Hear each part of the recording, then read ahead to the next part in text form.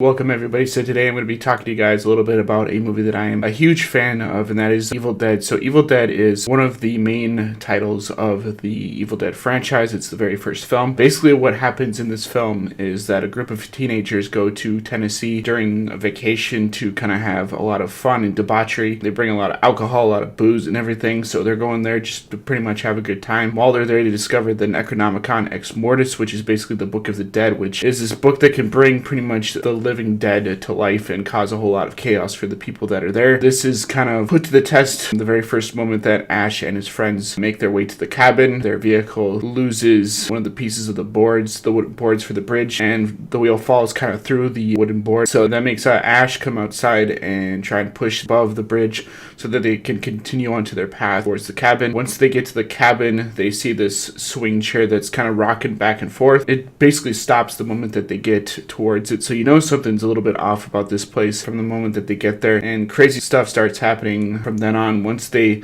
find the Necronomicon, they sit down and watch this old videotape of some guy that's given some sort of weird chant and stuff, and that activates the Deadites, as they call them, in the later half of the franchise. This movie has a lot of really great one-liners, especially from Bruce Campbell, who's the main star of this film. This movie is a low-budget project, so this is a movie that pretty much went over the budget that it was originally scheduled for, and they had to go borrow money from people, which I heard was really hard at the time, and they had to kind of scour for people to kind of help them fund the rest of this film so they could pay the actors and pay the crew and stuff for the time they spent on this movie. Sam Raimi does a really cool job with the camera angles and stuff when they do the Deadite POV, where they kind of basically take a camera and mount it to some wood boards and kind of run around holding that thing. It's kind of like a makeshift steady cam, and you kind of see the Deadite POV, which is in several shots, including the last scene where you see Ash make it out of the cabin. It kind of goes through the cabin and you see the doors opening and stuff, and then it zooms into Ash towards the end of it. It's kind of cool that some of the set locations are still there to this day. I know Adam the Woo has done a couple of videos where he's gone back to sort of the Evil Dead locations, and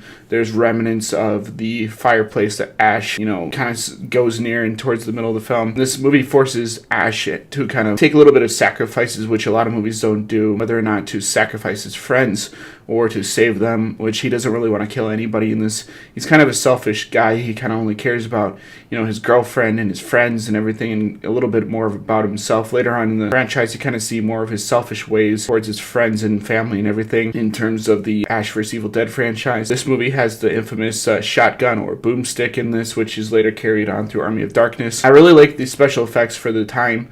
I think that the use of practical effects really do help out the Evil Dead franchise, as well as make it look a little bit more believable. Even to this day, when you watch it on Blu-ray, the practical effects and the blood and gore and stuff look really cool, especially in the creatures, especially when, you see the transformation between Linda and Cheryl, who Cheryl is Ash's sister in the film, and she's one of the very first people to get kind of taken by the Evil Dead tree and is pretty much violated in the most horrific way possible. This leads her to become a Deadite, and Ash must trap her in sort of the basement of the cabin. This leads to Cheryl kind of taunting Ash and his friends when they're there. I've seen Friday the 13th. I've seen a few of those movies. I've seen Halloween and stuff, and I think when I first watched this movie really was a little bit more gory and violent and scary than I had imagined it, but now seeing it over and over again, I've kind of grown to like the tone that it was going for. This is definitely one of those movies that when you're in sort of the Halloween mood, that you should definitely watch this, as well as the very first John Carpenter Halloween movie. Like, there's a lot of things I could say and praise about this film, but I do think that for this film especially, I should leave you guys to kind of figure out what happens through the rest of the movie. I do want you guys to kind of go see this film for yourself, because this is an example of what you can do with like a low budget horror movie,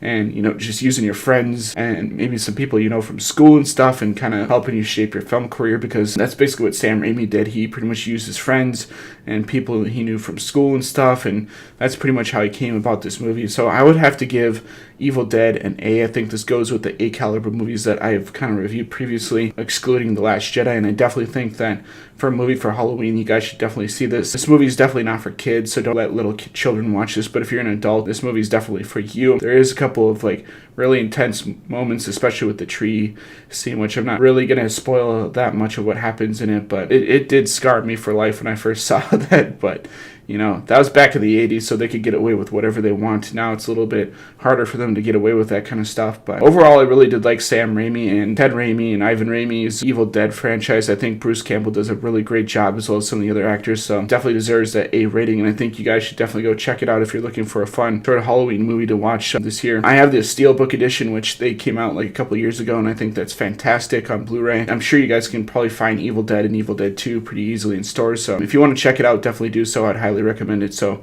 if you like this, you want to see more, please rate, comment, subscribe, and I'll see you guys in the next video. Peace.